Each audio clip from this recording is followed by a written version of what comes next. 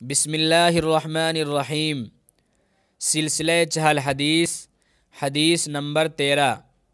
عن ابی ہریرہ رضی اللہ عنہ قال قال رسول اللہ صلی اللہ علیہ وسلم من انظر معسرا او وضع له اظلہ اللہ یوم القیامۃ تحت ظل عرشہ یوم لا ظل الا ظل عرشہ۔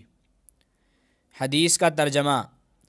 حضرت ابو ہریرہ رضی اللہ عنہ سے مروی ہے کہ رسول اللہ صلی اللہ علیہ وسلم نے فرمایا کہ جو کسی تنگ دست کو مہلت دے گا یا اس کو معاف کر دے گا تو اللہ تعالیٰ قیامت کے دن اس کو اپنے عرش کے سائے کے نیچے میں جگہ عطا فرمائیں گے، جس دن اس کے عرش کے سائے کے علاوہ کوئی اور سایہ نہ ہوگا۔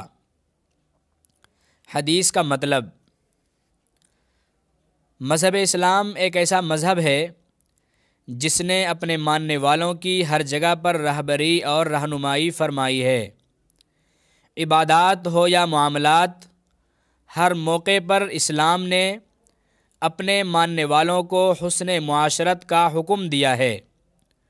مذہب اسلام کے حسن اور خوبی کی بات یہ ہے کہ اس نے جہاں ایک طرف ضرورت مندوں کو قرض دینے اور تعاون کرنے کا پیغام دیا ہے، وہیں دوسری طرف بوقت قدرت قرض نہ ادا کرنے اور اس میں ٹال مٹول کرنے کو ظلم سے تعبیر کیا ہے۔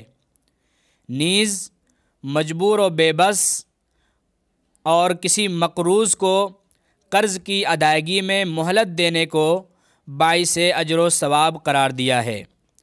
چنانچہ جناب رسول اللہ صلی اللہ علیہ وسلم نے ارشاد فرمایا کہ اگر کوئی شخص کسی مجبور و تنگ دست کو قرض کی ادائیگی میں مہلت دے یا اس کو معاف کر دے تو کل قیامت کے دن اللہ تعالیٰ ایسے شخص کو اپنے عرش کے سائے میں جگہ عطا فرمائیں گے، اور اس دن اللہ کے عرش کے سائے کے علاوہ کوئی دوسرا سایہ بھی نہیں ہوگا۔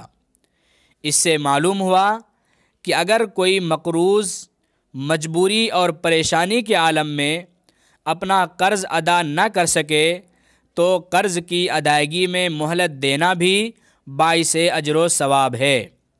چنانچہ ایک دوسری حدیث کا مفہوم ہے کہ مقروض کو مہلت دینے پر ہر دن کے اعتبار سے صدقے کا ثواب لکھا جاتا ہے۔